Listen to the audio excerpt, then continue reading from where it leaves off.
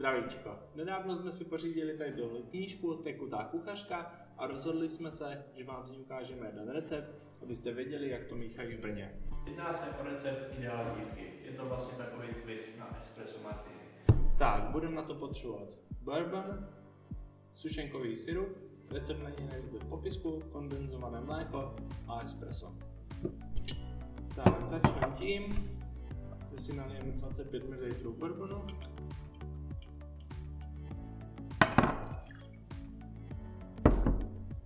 ml sušenkového sirupu.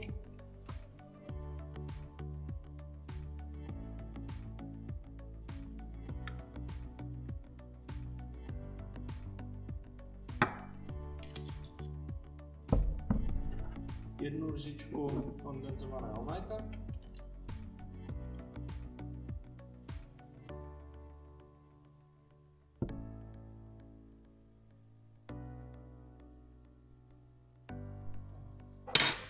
A zalijeme to jedním šotem espressa.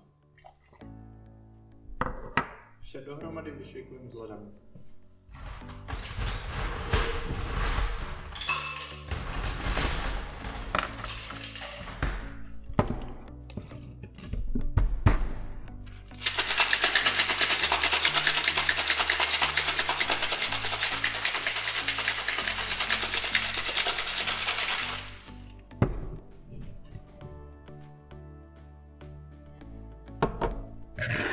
Po vyšejkování celý objem přesypeme do koktejlové sklenice, nejlépe předem vychlazené.